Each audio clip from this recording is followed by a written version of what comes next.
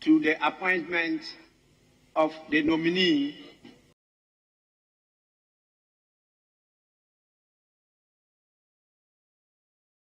completion of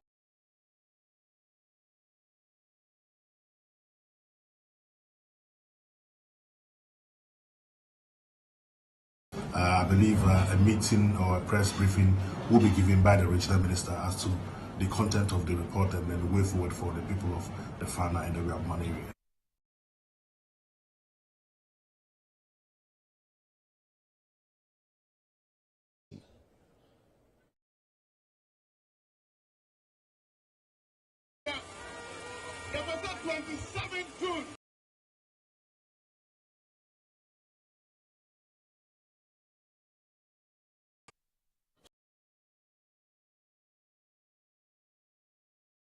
strengthens ties with city.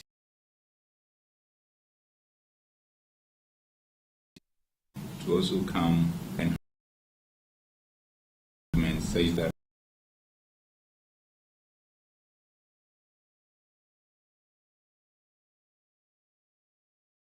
usually together.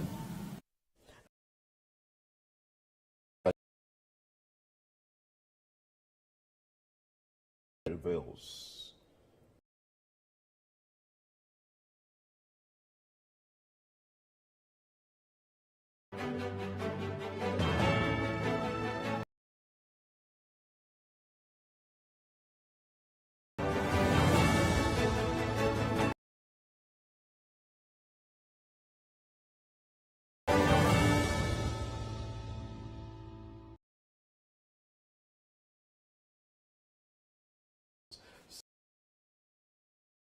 Zero 0204447033. We're also streaming live on YouTube. You can join us there on CityTube. Ni Lati, welcome to the show. Thank you, Philip. How are you doing, my brother? Well. How are you too? I'm doing great. Let's bring the very first story. And the minority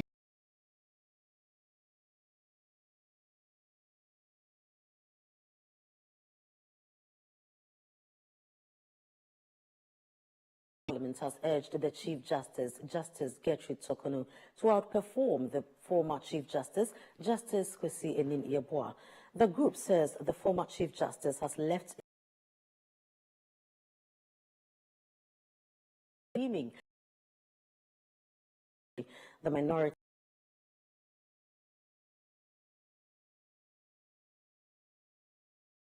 on her vetting. City News' Ni Queen Okain has more in the following report. On Wednesday, approved that. And now during a debate on the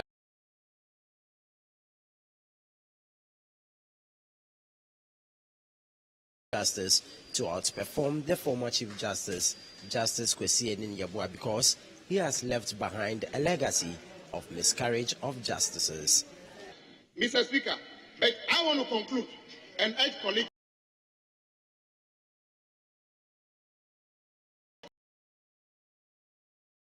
what it takes to be a Supreme Court judge.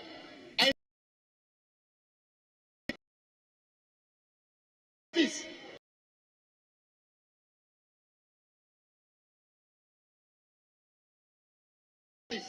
The level of miscarriage of justice in this country reached a crescendo and must never be repeated. And the former Chief Justice must know when he goes home, this miscarriage of let them understand. But they are not God, and they are also interpreting this Constitution. This Constitution makes sense to me.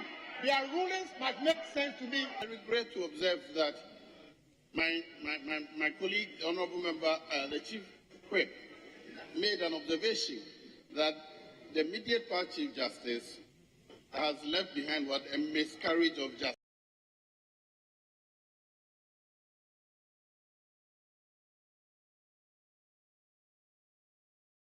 Anyone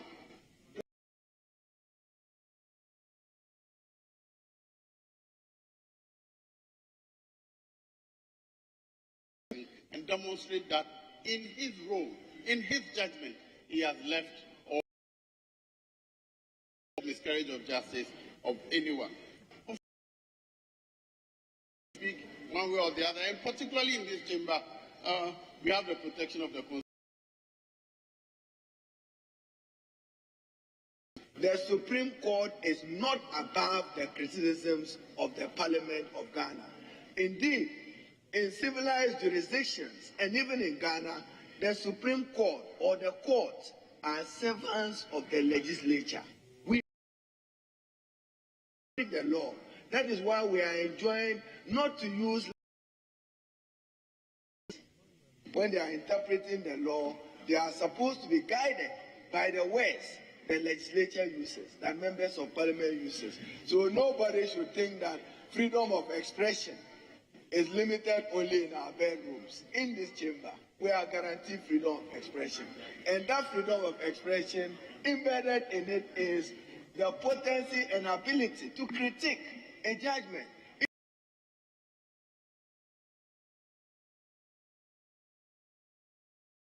In the question case, we are told he had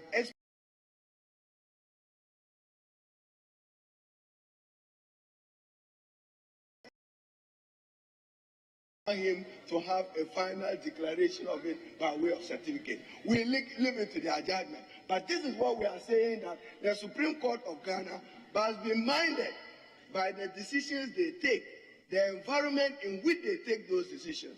If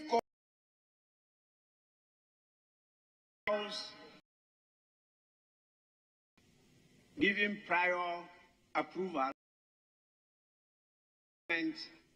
of the nominee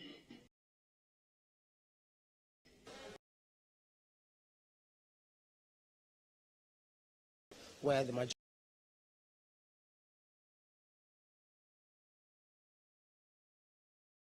before it goes on recess on 3rd August 2023. We intend to set the bills and really deal with those of them that are of critical importance. So, for instance, we have the intestate succession bill, which is being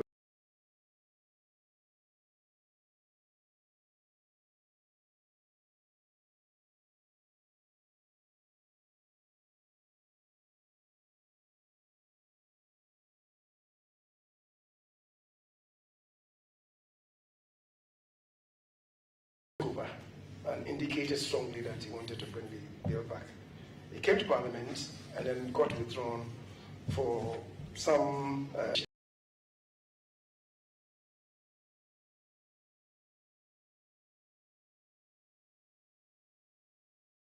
unfortunately it didn't surface. Akufo-Addo has come once and then gone off the radar.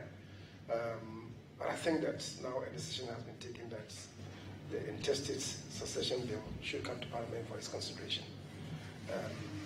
And of course, some approval.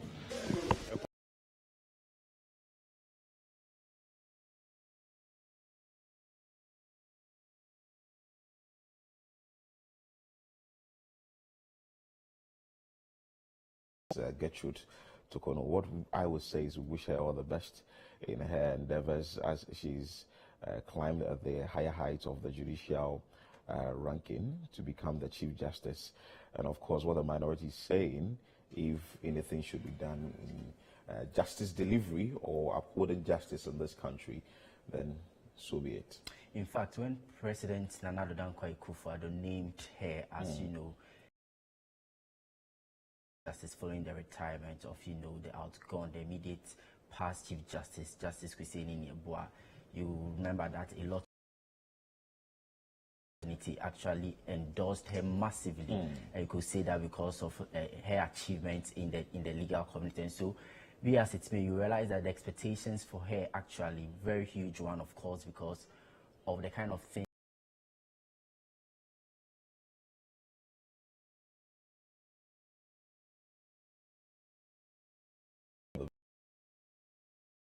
I think 3 or 4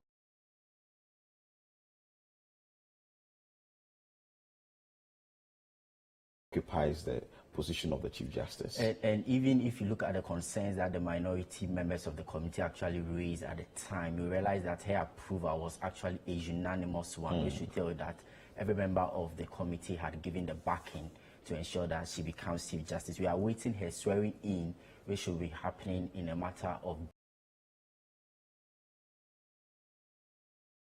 to that way because Justice Jones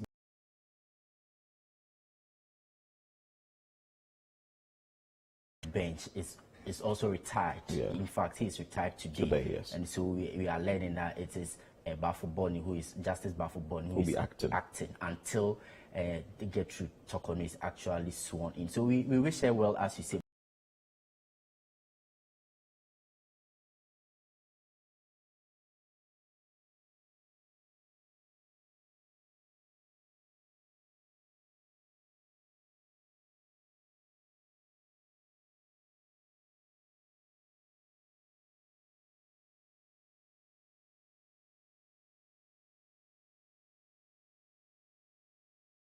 A number of groups push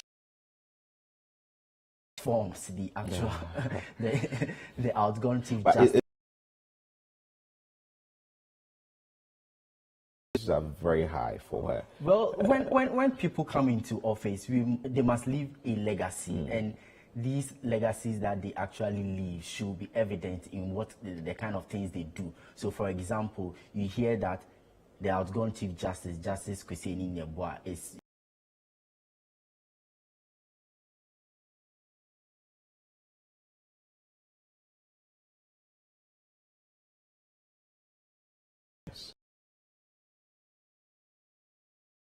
very short a time, but she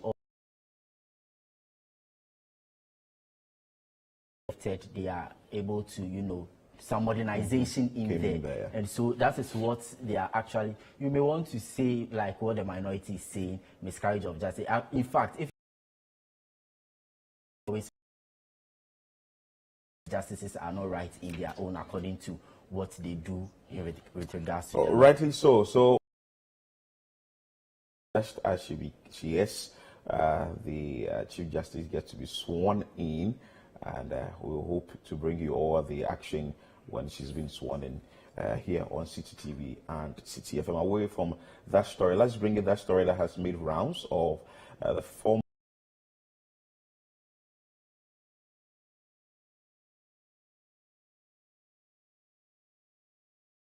and he's being investigated by the Office of the Special Prosecutor. Now, away from Parliament, former Minister for Environment, Science, Technology and Innovation, Professor Surgeon, was arrested.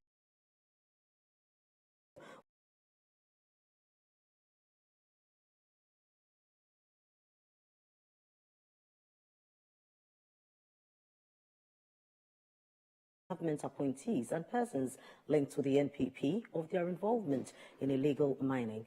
But when he appeared before the OSP, he was notified of investigations into some alleged expenditure irregularities. So Professor Frimpong Boateng has been speaking a lot on the issue relating to illegal mining. I think this came up after the 36-page report that we say leaked or journalists had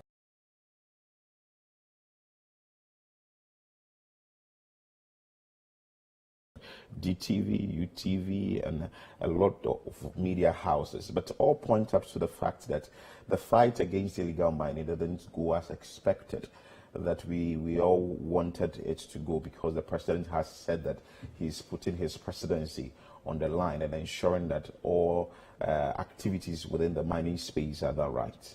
And that's the danger in here in terms of the if you are not careful, you'll be tempted to say that it's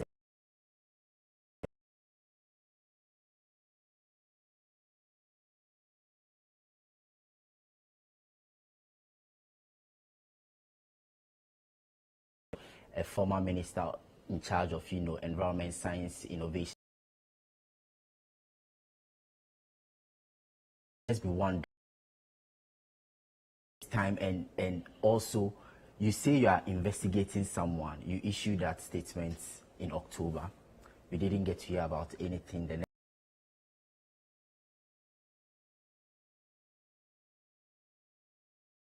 says he will honor thing. If you listen,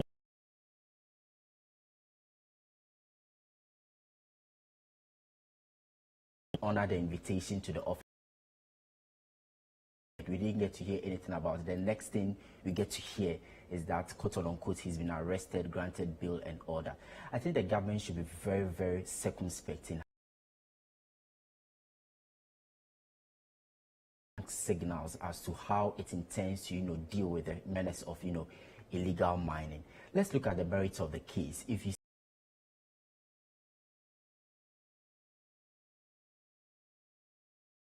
what are these expenditure irregularities? Handling information in the public. Special prosecutor owes us a responsibility in terms of the clarification of some of the things Professor Frimpong Boateng has been talking about. I do not think a man of his caliber, a man of his stature will want to be sitting on, national platforms trying to, make it look as if he's being pushed away. You remember the back and forth between him and the, Gabriel Otredako. And so I think we need not muddy the waters any further. Listening to Professor Frimpong Boateng, he said that when the president made mention of the fact that he's putting his presidency on the line, he had to ensure that everything is done well to ensure that the illegal mining menace comes to an end. But listening to him,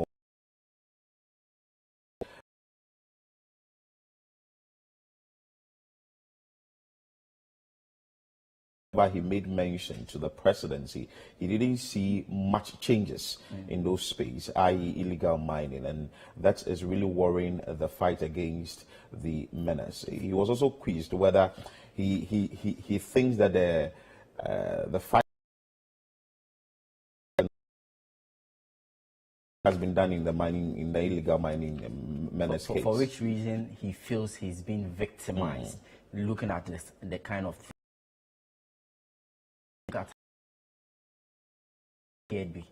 before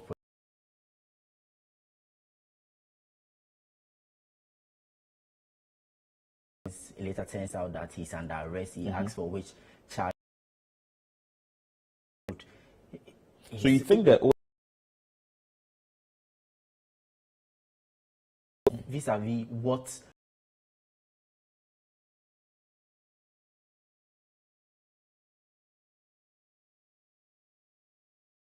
well, but for the public who are following this particular, you do not need to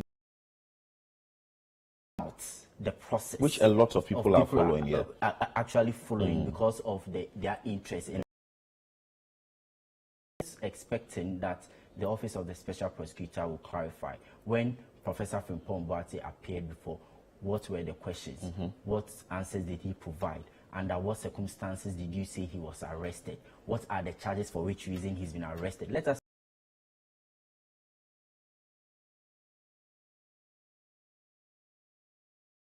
he's not a former surgeon, he's actually a surgeon himself, because he was asked whether he's still practicing.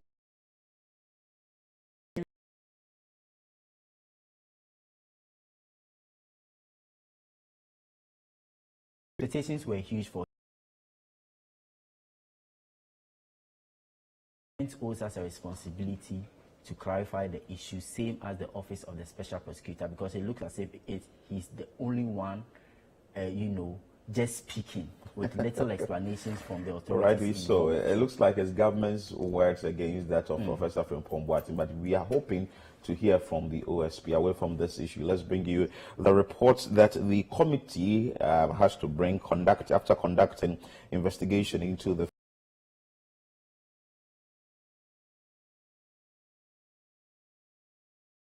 report early. That is a committee to come out with the report.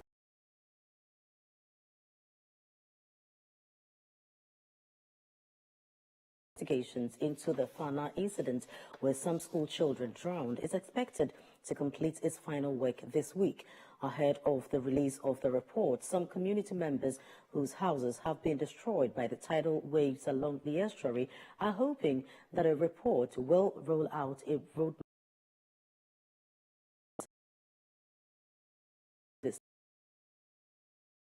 report. Now, Calvis, tell us more.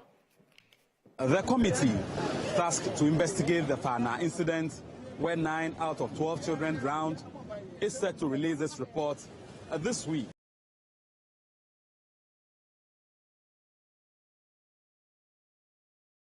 Residents is a cause of worry. There are also issues of the children being provided with life jackets, but the stationary boat is not an estuary. Today, we'll look at these issues.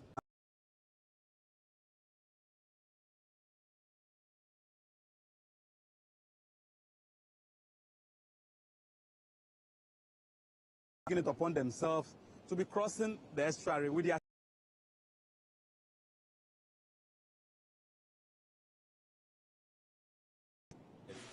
How does it feel putting on the life jacket? Okay. Do you have somebody who is driving the boat, or you go there and then you look for a boat and then you sit on it? We go there and look for a boat to sit on it. Okay. When was this life jacket given to you? Last 2 weeks, Monday. Okay. So since last 2. Yes. I feel comfortable when I put on the life jacket because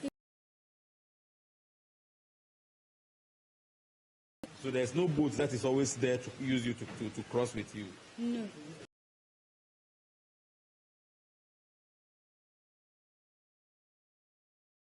Anyone, what do you do? We stand there. It's been almost a month after the death of 9 out of 12 children. Residents say they hear loud noise, especially at dawn.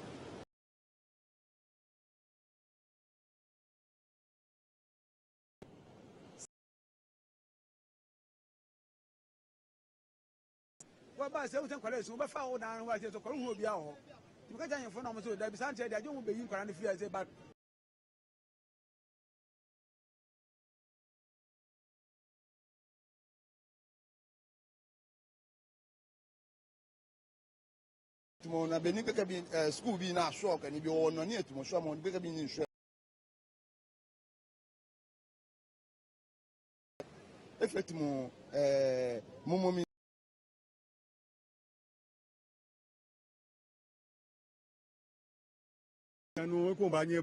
Within a few years' time, it was an in. We would engage traditional authorities, residents, to tell us more on what has happened even after the death of the.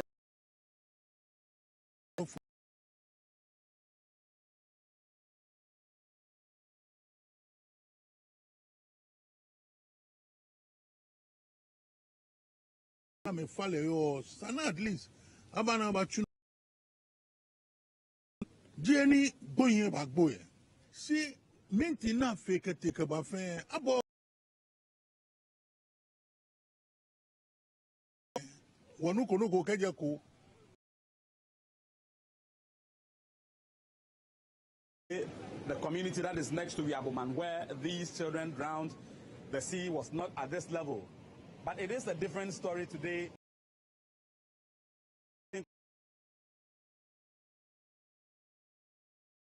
The sea is gradually pushing them out of the community.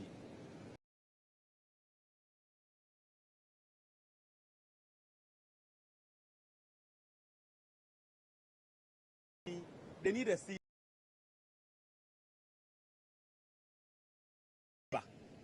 By tunnels being created.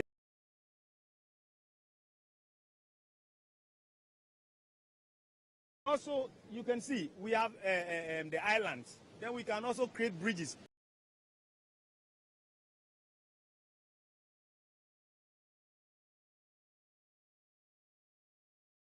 Communities.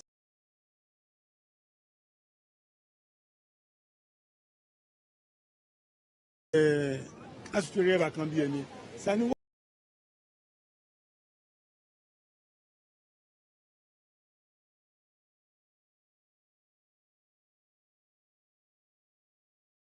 Ya ebubu da waja no omu bie etumu sa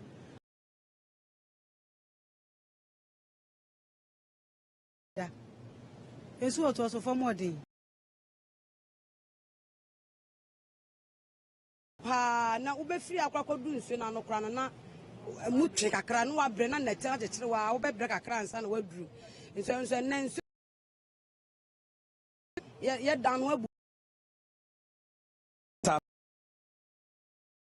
to determine the suitability of the area for inhabitants, and they are due to release their report this week. But the municipal chief executive for Wejagbawe, Patrick Kuma, believes the report will cover all sectors that is involved.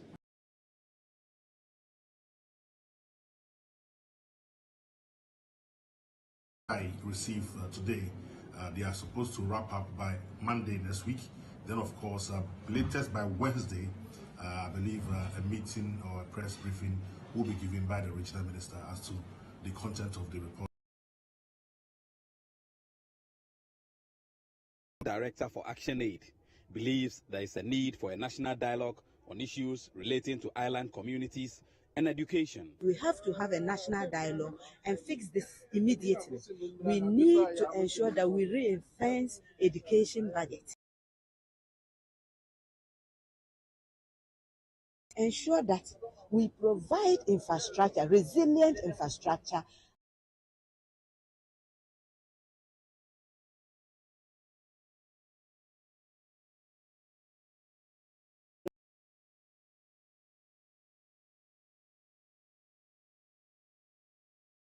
Set to release its report this week.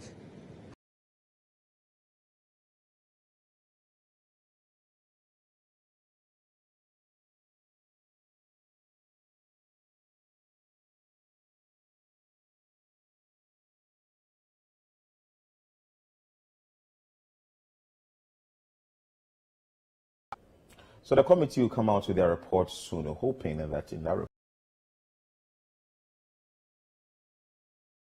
of thing that will be very compulsory before you cross the river, because that is the reason why we are here today. And if that is not enforced, then there is nothing in there for us.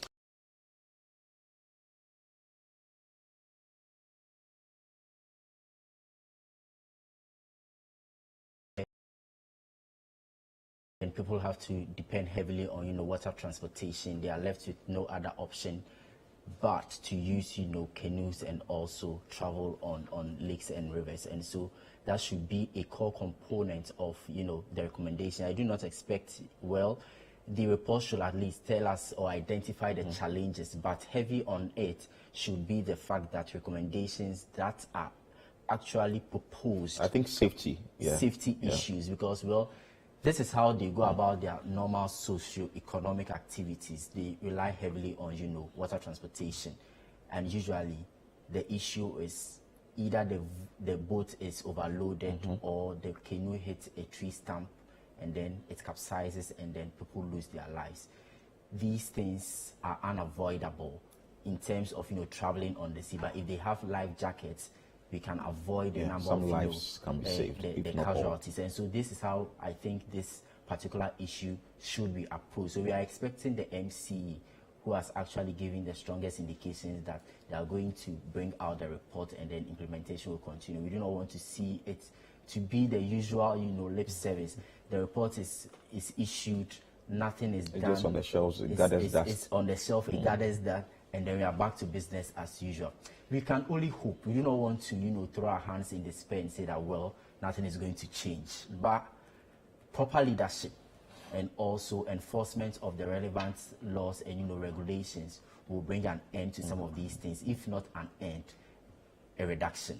Rightly so. And also in that report, the residents were calling for the construction of sea defense, if the various authorities can look at that for them, among other traditional rites that are supposed to be performed following the death of the children or the pupils there. You're still watching CNR Extra here on City TV. Still to come.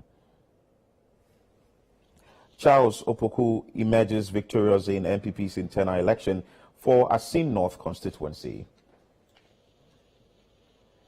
Kindly stay with us. We'll be back with more stories.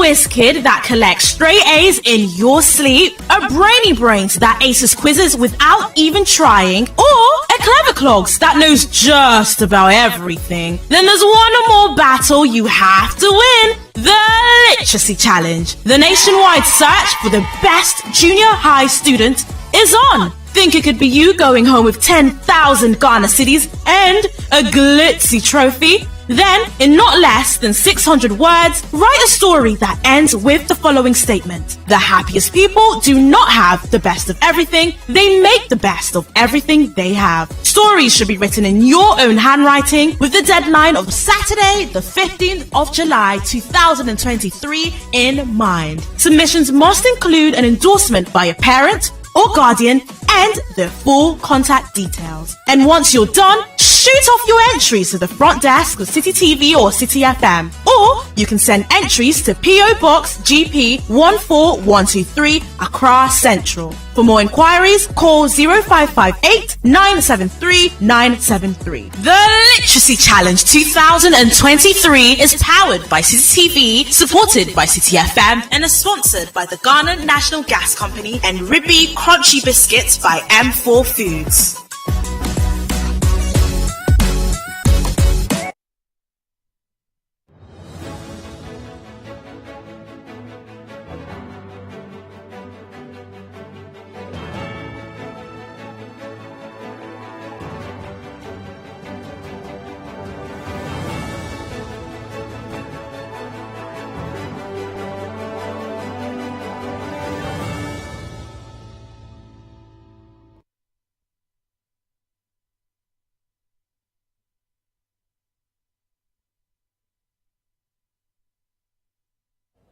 You're welcome back. This is still CNR Extra here on City TV. Let's take you to Asin North, where Charles Opoku has been declared as the parliamentary candidate for the New Patriotic Party in that constituency.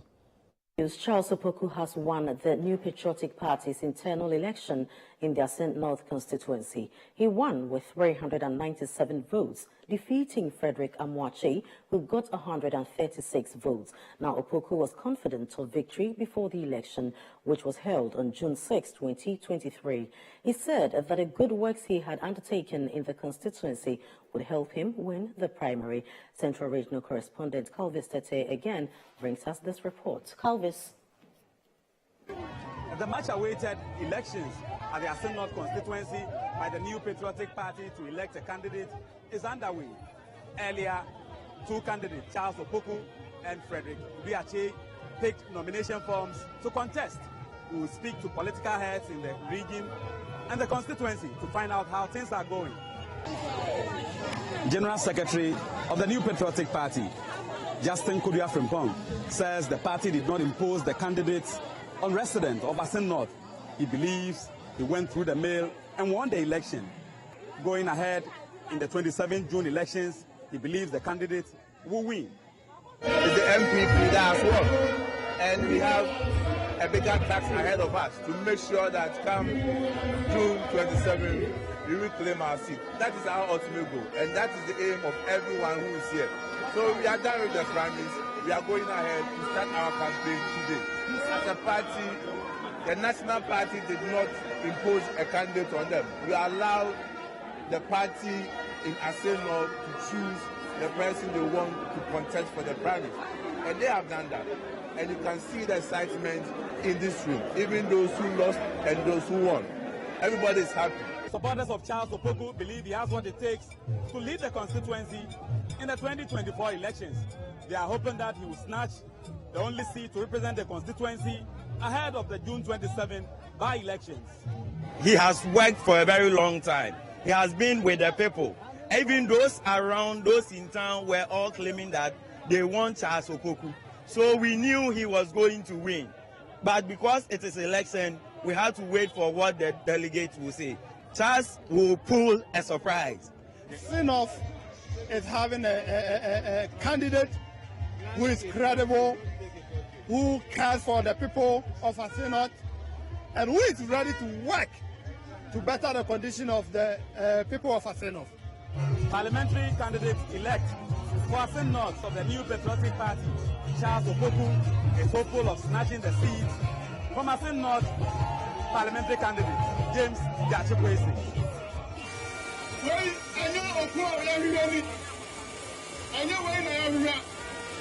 The 27th June, you are finally going to have the seat, you know, that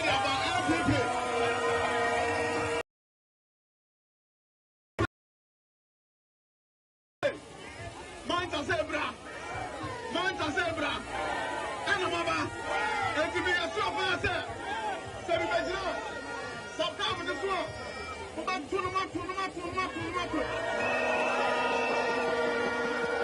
Frederick Amuache, the other candidate who contested Charles Opoku, is calling on his supporters to support Charles Opoku for victory ahead of the June 27 by-election.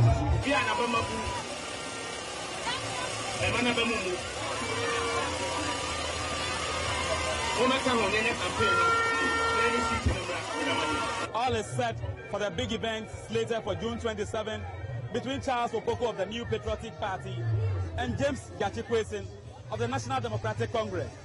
One candidate will be elected to represent the constituency in Parliament. Carl Bissetta, City News, Asin North. So the by-elections has been slated for June 27, 2023. Charles Opoku and also James Gachikwesi are the two individuals in the race that we know from the NPP side and also the NPC. Well, LP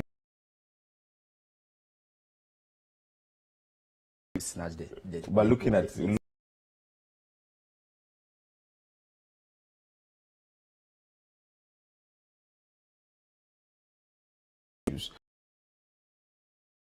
that has brought us here is also being maintained.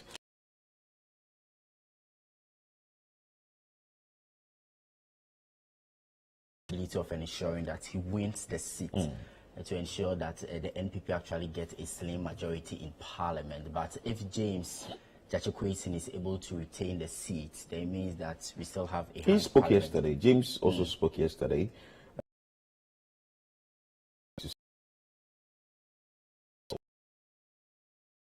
That he's still going to constituency and hoping that the voters will elect him come June 27. And so for the NPP delegates who voted, they've actually been loud and clear in their resolution. They say that this particular, parliamentary candidate elect is the right man for the job. That's what they feel. And so it's up to him to ensure that he's able to deliver on the mandate and meet the expectations of the many who actually voted for him. He got about 300 plus votes out of the 397, the 500 plus votes that were, cast. And so let's see how the NPP is able to take advantage of, quote unquote, the right selection of, a parliamentary candidate to ensure that they turn the tables in Asin North. For the NDC, they are also clear, very hopeful that they are going to maintain. And the other day I was telling you about the fact that I see a lot of sympathy voting in the constituency. The residents or constituents will say, looking at the ordeal, their former MP has actually gone through. They will want to give him the nod again. But even if it does, the aspect of the criminal charges that are likely to be pressed against him, if they do happen, will also mean that we may come back to the same conversation again. But so, June 27 will tell, and also the voters will decide. That's 3 weeks away from the voters will decide who becomes the member of parliament for Asin North constituency, away from that story. And the National Labour Commission has ordered the Fair Wages and Salaries Commission to reverse the blocked allowances of the Ghana Broadcasting Corporation staff within 14 days. The National Labour Commission, NLC, has given the Fair Wages and Salaries Commission a 14-day ultimatum to reverse its decision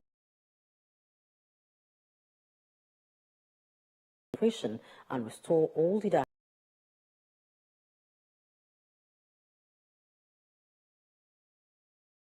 Fair Wages and Salaries Commission's directive to rule out some allowances they are enjoying. The National Labour Commission, in a hearing of a complaint tabled before it by the Fair Wages and Salaries Commission over threats by the staff of GBC in demand of the allowances, described the Fair Wages and Salaries Commission's directive as unlawful. This more in the following report by City News' Fauzu Masawudu and read by Kweku Edriamansa. If government cannot improve our conditions of work and living conditions, we must not make our already deplorable situation worse off as enshrined in labor law. Ladies and gentlemen, in view of this situation we find ourselves, we wish to announce a roadmap towards a full-blown indefinite strike, which from today, Friday, 2nd June 2023, all staff will come to work either in red attire or wear a red band for 1 week. If nothing positive in terms of restoration of the removed allowances occurs, the union will begin an indefinite strike. That was the divisional union chairman of the Ghana Broadcasting Corporation, Sam Nad Kevo, announcing the intended strike by members of GBC geared towards having the directive to remove some allowances reversed. This was after the Fair Wages and Salaries Commission had, through its auditing exercise, cited GBC staff for enjoying what they describe as undue allowances. The action by the Commission to withdraw some allowances, which could amount to about 33% salary reduction, was rejected outright. With ultimatum by GBC staff to strike imminent, the Commission wrote to the National Labour Commission, NLC, to have it quashed. After a marathon meeting between leadership of both factions, the National Labour Commission asked the Fair Wages and Salaries Commission to reverse the directive to strike out some allowances enjoyed by GBC staff. According to the NLC, the decision taken by the Fair Wages and Salaries Commission was unlawful and cannot hold. Reacting to the NLC's directive, General Secretary of the Public Service Workers Union, Bernard J, said he believes the directive, when met, will avert any further unrest. What Fair Wages had done is to flex its muscles, to unilaterally take away allowances that were duly negotiated, which is protected under the Constitution of this country as well as the Labour Act of this country. So if they have issues with the allowances, it has been negotiated, it was there. So it's only for them to write to us, tell us they want us to review these allowances. We go to the table, then we negotiate. You come with your arguments, I come with my arguments. At the end of the day, we will have an agreement and then we move from there. But the labor law clearly frowns on any institution or individual, irrespective of your position in this country, to unilaterally take away allowances that have been negotiated and part of the conditions of service of workers. The workers themselves even cannot waive it off. No worker of GBC can even say that I'm waiving off the allowance I have. So hopefully the Fair Wages and Salaries Commission will respect the orders of the National Labour Commission, because the Public Service Workers Union, I think their General Secretary, made mention of the fact that if this is heeded to, that is the NLC's order is heeded to, is going to affect further actions that the Ghana Broadcasting Corporation staff may take concerning this particular issue.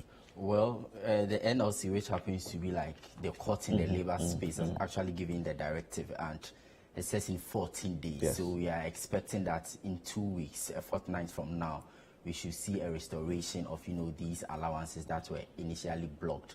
But that's the expectation. But it's also likely that the Fair Wages and Salaries Commission will trigger further processes after the restoration, if they do, or even the processes can actually be triggered now to ensure that they are able to get the buy-in of these workers and explain to them the reasons why they do not, deserve. Hopeful that the allowances will be restored. They cite, rising cost of living and all that. And so I think everything goes down to, negotiation, discussion, engagement. If you think you want to, deprive a certain group of people of what they say is due them, you have to first talk to them. And that's where I think the lapse is. And so NLC has given the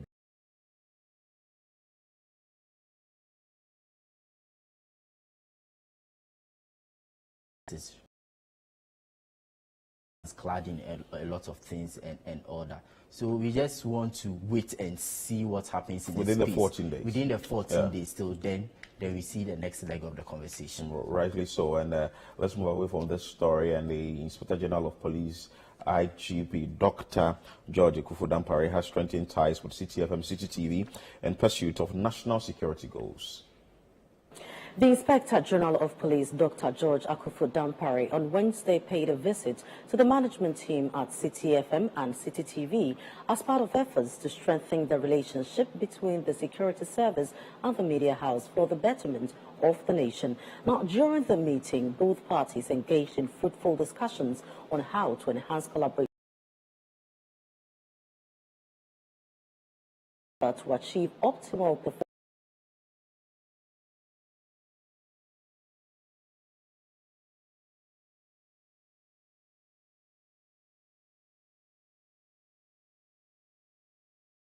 Visualization.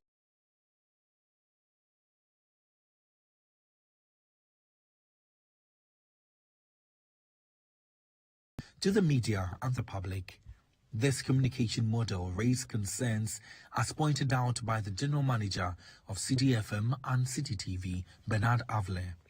Mr. Avle, who is also the host of the City Breakfast Show on 97.3 City FM, expressed his belief that this restriction could have a negative impact on journalists' work if not addressed. In the past, you will see a phone number that will say Vivian should call back. But these days, usually the statement will come and the statement is the statement. So we will just read the statement. When we are doing stories, we need reality. So if you say that the police have said this, if you are doing radio or TV or newspaper, you always need some evidence. So sometimes you just put the statement on the screen. But names make news. So you need to confirm that this is what the police is actually saying, because particularly because now social media has created a certain threat for our work. Somebody can take your statement, fake your letterhead, put your signature there and send it to the newsroom through the same WhatsApp number. If she doesn't have somebody she can call to confirm that this is actually from there, she may get away with it one day, but the next time she'll go and report something which is completely false. We need to understand that the nature of our news verification has also changed such that if the personal contact is not there, one day it will lead to calamity.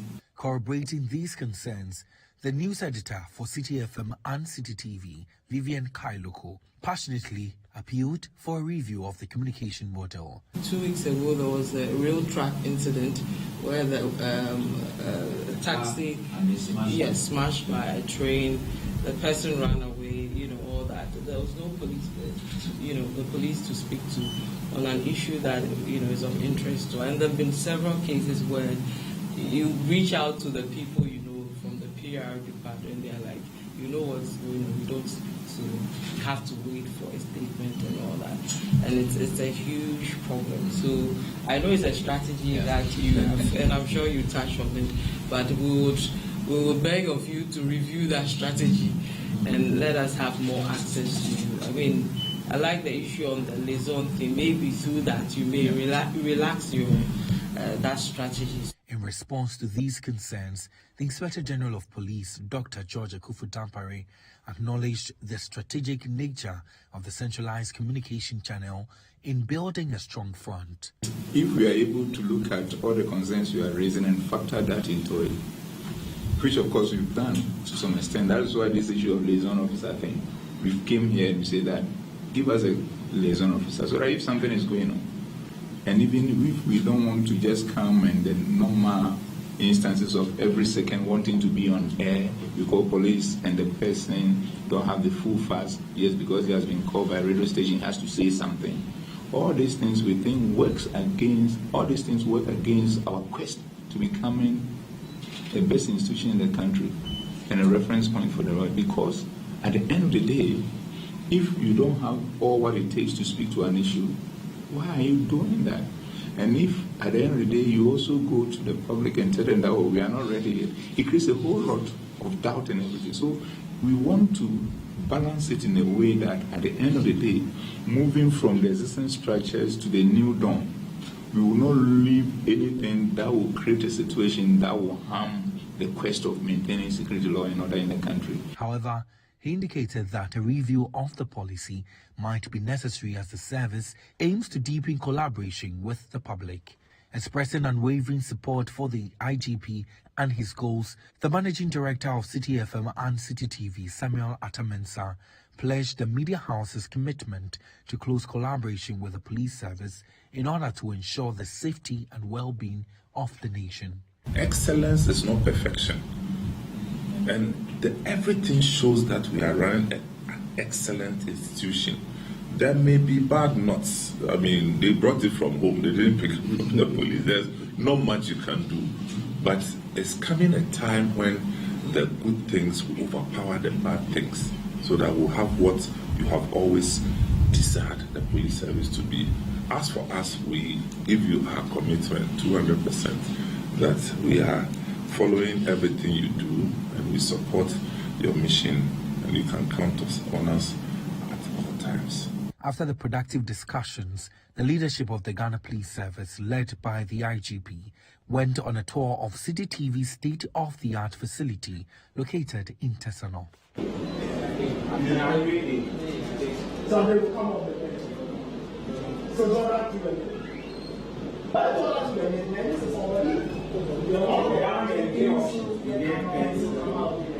So the visit by the Ghana Police Service, headed by the IGP, is expected to strengthen ties between the security service and the media house, that is City FM and City TV. Reporting for City News, my name is Kweku Eduamansa. So that was a very fruitful meeting. In that meeting, the issue of the media having someone to fall on to tell us the stories we need came up, and I think that it's a very important discussion in there, because a number of times you will be doing a story, or probably there will be an issue that has to be discussed, and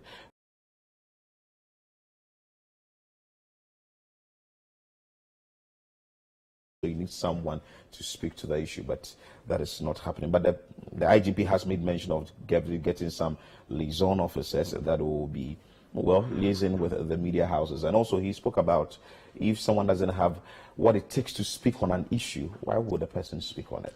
But even beyond what you've said, the larger, conversation is about the fact that we as a media organization, or those of us in the media, having that responsibility of, providing the general public with, credible information. And so sometimes you need some of these, people in authority to confirm, so that we are able to get the verified facts in order for us to do our stories. And you will realize that that was at the center of the conversation